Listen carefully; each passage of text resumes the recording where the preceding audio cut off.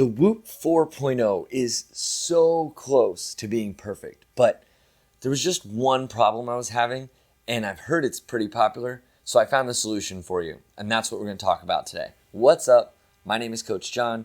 I'm here to help you train smarter, train better, and make you even fitter than you already are. So last week, I finally got my Whoop 4.0, and as soon as I had it charged up, I slapped that bad boy on my wrist, and I went to town on some gnarly workouts. But on day one, I noticed something was a little bit off.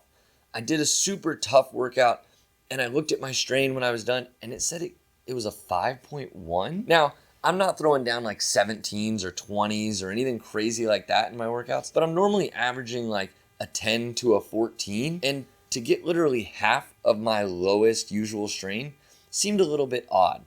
But I thought, hey, maybe I just didn't have it on tight enough. Maybe it wasn't in the right spot. So I adjusted it by moving it and tightening it. And then I went about my day. The next day, I made sure to do an even longer workout. That way my heart rate stayed elevated for the mandatory 15-minute range, and I could get a more accurate reading on my strain. And lo and behold, it was an 8. Now, it's not a 5, so clearly I've made some kind of improvement in the position of the band on my wrist, and doing a longer workout gave me a more accurate reading. But it's still not the 12, 13, 14 that I'm used to getting from that exact workout. So first, I looked all over whoop.com, and the only thing I could find was that the 4.0 is supposed to be 10% more accurate on average than the 3.0.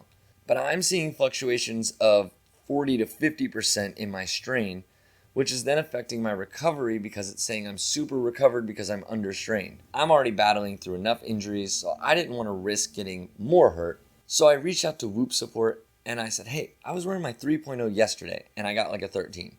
And then I put on my 4.0, went to work out the last 2 days, 3 days, and it's given me like a 6, 7, or an 8. And they were like, oh, that's weird. Let me look at it. So they went, they looked at it, they emailed me back. They said, hey, it doesn't look like anything weird is going on. Where are you wearing it? And I sent them pictures of where I'm wearing it, how tight it was. They said, your Whoop band looks like it's operating correctly and it looks like it's in a good spot. That was the end of the email. So I didn't really get a solution at first. So I emailed them back one more time and I said, hey, can you check to see if the max heart rate is set at about this level? I know my max heart rate is about that 185, 187 point. I don't usually go above 190. And they said, whoa, it's at like a 197. I'm thinking to myself, there's no way I've gotten to a 197 and not known it. So, hey, can you bump that down? Because I don't have control of that in the app. Or at least I couldn't find it. And he bumped it down, and literally the next day, my strain score was spot on to what I felt like it should be. If you're experiencing this, where your strain score looks really low and it doesn't seem to be progressing as you've worn your Whoop 4.0 longer, reach out to Whoop support. Have them check on your max heart rate. If your max heart rate is super high, like unattainably high, ask them to drop it back down. This will kind of quickly reset it and give you a more accurate reading on your strain day to day so that you know that what you're doing is what you're doing. Since updating this, my recovery scores have gotten more accurate to the way that I feel based off of how it was when I had the 3.0. My strain has gotten better, and my sleep score has been way more accurate with the 4.0 than it ever was with the 3.0.